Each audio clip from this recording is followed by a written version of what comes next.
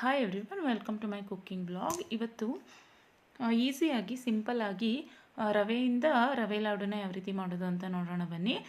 ಗಣೇಶ ಹಬ್ಬಕ್ಕೂ ಸಹ ಇದನ್ನು ನೈವೇದ್ಯವಾಗಿ ಮಾಡ್ಕೊಳ್ಬೋದು, ಏಕೆಂದರೆ ಹಾಲು ತುಪ್ಪ ಎಲ್ಲ ಬಳಸ್ತಾ ಇದ್ದೀವಿ ಅಲ್ವಾ. ಅದರಿಂದ ಗಣೇಶ ಹಬ್ಬಕ್ಕೂ ಸಹ ಮತ್ತು ಗಣೇಶ ಹಬ್ಬಕ್ಕೆ ಲಾಡುಗಳನ್ನ ಇಟ್ಕೋಬೇಕಲ್ವಾ, ಅದರಲ್ಲಿ ಈ ಒಂದು ರವೆಯಿಂದ ಲಾಡು ಮಾಡಿಕೊಂಡು ಸಹ ಗಣೇಶ ಹಬ್ಬಕ್ಕೆ ನೈವೇದ್ಯಕ್ಕೆ ಇಟ್ಕೊಳ್ಬೋದು. ಬನ್ನಿ ಇದನ್ನು ಯಾವ ರೀತಿ ಮಾಡೋದು ಅಂತ ನೋಡೋಣ. ಮೊದಲು ನಾನಿಲ್ಲಿ ಒಂದು ಅರ್ಧ ಕೆ ಜಿಗಿಂತ ಒಂದು ಸ್ವಲ್ಪ ಜಾಸ್ತಿ ತೊಗೊಂಡಿದ್ದೀನಿ. ಕ್ವಾಂಟಿಟಿ ಎಷ್ಟು ಬೇಕಾದರೂ ತೊಗೊಳ್ಬೋದು. ಅಂದರೆ ಅದರ ಮೇಲೆ ನಮಗೆ ಎಷ್ಟು ಉಂಡೆಗಳು ತಯಾರಾಗುತ್ತೆ, ರವೆ ಉಂಡೆಗಳು ನೋಡ್ಕೊಬೇಕಾಗುತ್ತೆ. ಕಮ್ಮಿ ಬೇಕು ಅಂದವರು ಒಂದು ಅರ್ಧ ಕೆ ಜಿಗಿಂತ ಕಡಿಮೆನೇ ತೊಗೊಂಡ್ರೆ, ಏಕೆಂದರೆ ಅರ್ಧ ಕೆ ಜಿಗಿಂತ ಮೇಲೆ ತೊಗೊಂಡಿದ್ದಕ್ಕೆ ಒಂದು 35 ಉಂಡೆಗಳಾಗಿತ್ತು. ಒಂದು 15-20 ಉಂಡೆಗಳಾಗಬೇಕು ಅಂದರೆ ಒಂದು 1/4 ಕೆ ಜಿ ರವೆ ತೊಗೊಂಡ್ರೆ ಸಾಕಾಗುತ್ತೆ. ಬನ್ನಿ ಇದನ್ನು ಯಾವ ರೀತಿ ಮಾಡೋದು ಅಂತ ನೋಡೋಣ. ಫಸ್ಟು ನಾನಿಲ್ಲಿ ಒಂದು ಬಾಣಲಿಗೆ ಒಂದು 3-4 ಸ್ಪೂನಷ್ಟು ತುಪ್ಪವನ್ನು ಹಾಕೋಬೇಕು, ಏಕೆಂದರೆ ರವೆ ಜಾಸ್ತಿ ಇದೆ ಅಲ್ವಾ. ಅದರಿಂದ ಒಂದು 4 ಸ್ಪೂನಷ್ಟು ಇಲ್ಲಿ ತುಪ್ಪವನ್ನು ಹಾಕ್ಕೊಂಡು ರವೆಯನ್ನು ಹುರ್ಕೋತಾ ಇದ್ದೀನಿ. ರವೆಯನ್ನು ಚೆನ್ನಾಗಿ ಹುರ್ಕೋಬೇಕು, ಏಕೆಂದರೆ ಅದರ ಹಸಿ ವಾಸನೆ ಹೋಗಬೇಕು. ಅದರ ಹಸಿ ವಾಸನೆ ಹೋಗ್ಬಿಟ್ಟು ಮತ್ತು ಅದನ್ನು ನಾವು ತರ್ತರಿಯಾಗಿ ಚೆನ್ನಾಗಿ ಹುರ್ಕೊಂಡಾಗ ನಾವು ರವೆ ಉಂಡೆ ಏನು ಮಾಡ್ಕೊಳ್ತೀವಿ ಅದು ಅಂಟೋದಿಲ್ಲ. ರವೆ ಉಂಡೆ ಅವು ಬಿಡಿಬಿಡಿಯಾಗಿ ಬರುತ್ತೆ, ನಾವು ಕಟ್ ಮಾಡಿದಾಗ ಬಿಡಿಬಿಡಿಯಾಗೇ ಇರುತ್ತೆ.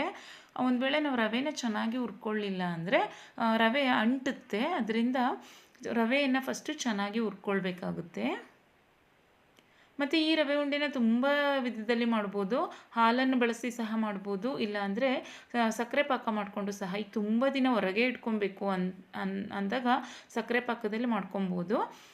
ಹಾಲು ಹಾಕ್ಕೊಂಡಾಗ ಏನಾಗುತ್ತೆ ಅಂದರೆ ತುಂಬ ದಿನ ಹೊರಗಡೆ ಇಡ್ಲಿಕ್ಕೆ ಬರಲ್ಲ, ಅದು ಫ್ರಿಜ್ನಲ್ಲೇ ಇಟ್ಕೊಬೇಕಾಗುತ್ತೆ.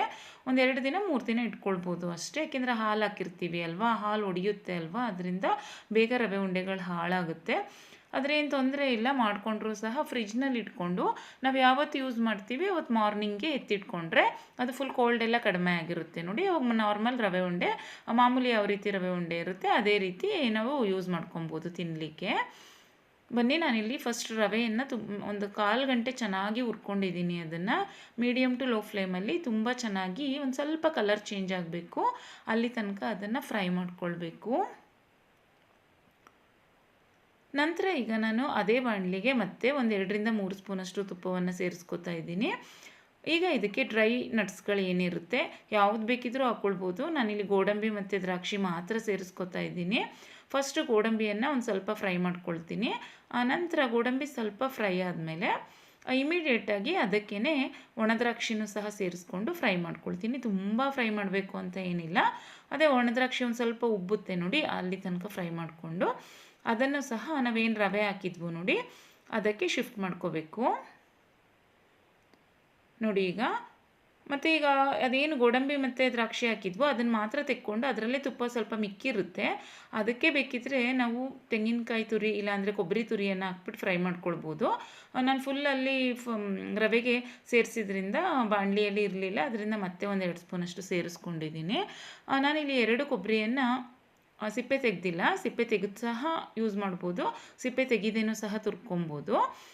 ನಾನಿಲ್ಲೇನು ಸಿಪ್ಪೆ ಏನು ತೆಗೆದಿಲ್ಲ, 2 ಕೊಬ್ಬರಿಯನ್ನು ತುರ್ಕೊಂಡಿರೋದಿದು. ಮತ್ತು ರವೆ ಉಂಡೆಗೆ ಕೊಬ್ಬರಿ ಜಾಸ್ತಿ ಕ್ವಾಂಟಿಟಿಯಲ್ಲಿ ಹಾಕಿದ್ರೆ ರವೆ ಉಂಡೆ ತಿನ್ನಲಿಕ್ಕೆ ತುಂಬ ಟೇಸ್ಟ್ ಆಗಿರುತ್ತೆ. ಅದರಿಂದ ನಾನು 2 ಕೊಬ್ಬರಿಯನ್ನು ಸಹ ಹಾಕ್ಕೊಂಡು ಅದನ್ನು ಚೆನ್ನಾಗಿ ಫ್ರೈ ಮಾಡ್ಕೋತಾ ಇದ್ದೀನಿ. ಮತ್ತು ಕೊಬ್ಬರಿ ಏನು ತುಂಬ ಟೈಮ್ ತೊಗೊಳ್ಳಲ್ಲ ಫ್ರೈ ಮಾಡ್ಕೊಳ್ಳಿಕ್ಕೆ, ಅದರಿಂದ ಪಕ್ಕದಲ್ಲಿ ಹಾಲನ್ನು ಸಹ ಬಿಸಿಗೆ ಇಟ್ಕೊಂಡಿದ್ದೀನಿ. ಏಕೆಂದರೆ ಇಲ್ಲಿ ಹಾಲನ್ನು ಬಳಸಿ ಕಟ್ಟೋದ್ರಿಂದ ಹಾಲು ಒಂದು ಸ್ವಲ್ಪ ಬಿಸಿ ಇರಬೇಕಾಗುತ್ತೆ. ನೋಡಿ, ಈಗ ಕೊಬ್ಬರಿ ಎಲ್ಲ ಫ್ರೈ ಆಯ್ತಲ್ವಾ. ಈಗ ರವೆ ಏನು ಫ್ರೈ ಮಾಡ್ಕೊಂಡಿದ್ದೆ ಅದನ್ನೆಲ್ಲ ಕೊಬ್ಬರಿಗೆ ಹಾಕ್ಬಿಟ್ಟು ಚೆನ್ನಾಗಿ ನೋಡಿ, ಈಗ ನಾನು ಗ್ಯಾಸ್ ಸ್ಟವ್ನ ಆಫ್ ಮಾಡಿದ್ದೀನಿ. ಈಗ ಆಫ್ ಮಾಡಿಬಿಟ್ಟು ಅದಕ್ಕೆ ಸಕ್ಕರೆಯನ್ನು ಒಂದು ದೊಡ್ಡ ಬೌಲಷ್ಟು ಸಕ್ಕರೆಯನ್ನು ಸೇರಿಸ್ಕೊಬೇಕಾಗುತ್ತೆ, ರುಚಿಗೆ ತಕ್ಕಷ್ಟು.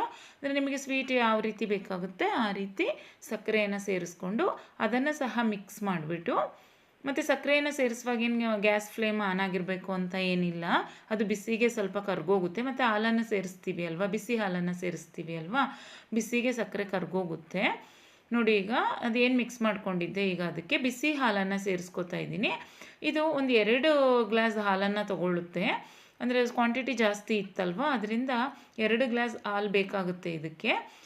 ಕ್ವಾಂಟಿಟಿ ಅದು ನೋಡಿಕೊಂಡು ನಮಗೆ ಉಂಡೆ ಕಟ್ಟಲಿಕ್ಕೆ ಯಾವ ಹದದಲ್ಲಿ ಬೇಕಾಗುತ್ತೆ ನೋಡಿಕೊಂಡು ನಾವು ಹಾಲನ್ನು ಸೇರಿಸ್ಕೊಬೇಕಾಗುತ್ತೆ. ತುಂಬ ಹಾಲನ್ನು ಸೇರಿಸ್ಕೊಬಾರ್ದು. ನೋಡಿ ಈ ಥರ ಉಂಡೆ ಕಟ್ಟಿದಾಗ ನಮಗೆ ಗೊತ್ತಾಗುತ್ತೆ. ಅದು ಉಂಡೆ ನೀಟಾಗಿ ಬಂತು ಅಂದಾಗ ಹಾಲನ್ನು ಸೇರಿಸೋದನ್ನ ನಿಲ್ಲಿಸ್ಬಿಡ್ಬೇಕು. ಉಂಡೆ ಒಂದು ಸ್ವಲ್ಪ ಹಾಗೆ ಉದುರಾಗಿ ಬಿದ್ದೋಗ್ತಿದೆ ಅಂದಾಗ ಇನ್ನೊಂದು ಸ್ವಲ್ಪ ಹಾಲನ್ನ ಸೇರಿಸ್ಕೊಂಡು ನೋಡಿ ಈ ರೀತಿ ಹಾಲನ್ನು ಸೇರಿಸಿದ ಮೇಲೆ ಮಿಕ್ಸ್ ಮಾಡಿಬಿಟ್ಟು ಒಂದು 5 ನಿಮಿಷ ಅದನ್ನು ರೆಸ್ಟ್ ಮಾಡಲಿಕ್ಕೆ ಬಿಡಿ.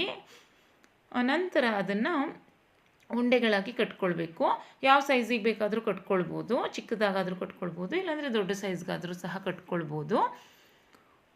ಮತ್ತು ಯಾರಿಗೆ ಒಂದು ಹೊರಗಡೆನೇ ಇಡಬೇಕು ಅಂದರೆ ಫ್ರಿಜ್ಜಲ್ಲಿ ಇಟ್ಕೊಳ್ಳಲ್ಲ, ಯಾರು ಹೊರಗಡೆನೇ ಇಡಬೇಕು ಅಂಥವರು ಹಾಲಿನ ಬದಲಾಗಿ ನೀರನ್ನು, ಬಿಸಿ ನೀರನ್ನು ಸೇರಿಸ್ಕೊಂಡು ಕಟ್ಕೊಂಡ್ರೆ ಒಂದು 10 ದಿನ ಆದರೂ ಅದು ಹಾಳಾಗಲ್ಲ.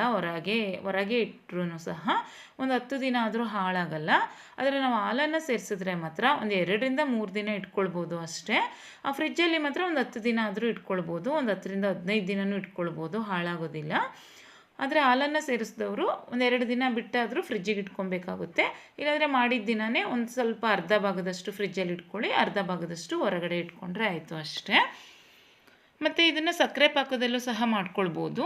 ಈಗ ಬಿಸಿ ನೀರು ಹಾಕಲಿಕ್ಕೆ ಕಟ್ಟಲಿಕ್ಕೆ ಇಷ್ಟ ಆಗಲ್ಲ ಅಂದವರು ನಾವೇನು ಡೈರೆಕ್ಟ್ ಸಕ್ಕರೆ ಹಾಕ್ಕೊಂಡ್ವು ನೋಡಿ, ಅದರ ಬದಲಿಗೆ ಒಂದು ಸ್ವಲ್ಪ ಸಕ್ಕರೆ ಪಾಕ ಏನು ಮಾಡೋ ಅವಶ್ಯಕತೆ ಇಲ್ಲ. ಒಂದೆಳೆ ಬರುತ್ತಲ್ವ ಆ ರೀತಿ ಅದನ್ನು ಕಾಯಿಸ್ಕೊಂಡು ಸಕ್ಕರೆ ಪಾಕನ ಅದನ್ನು ಸಹ ಈ ರವೆಗೆ ಮಿಕ್ಸ್ ಮಾಡಿಬಿಟ್ಟು ಉಂಡೆಗಳಾಗಿ ಕಟ್ಕೊಳ್ಬೋದು. ಯಾವ ರೀತಿನಾದರೂ ಮಾಡ್ಕೊಳ್ಬೋದು.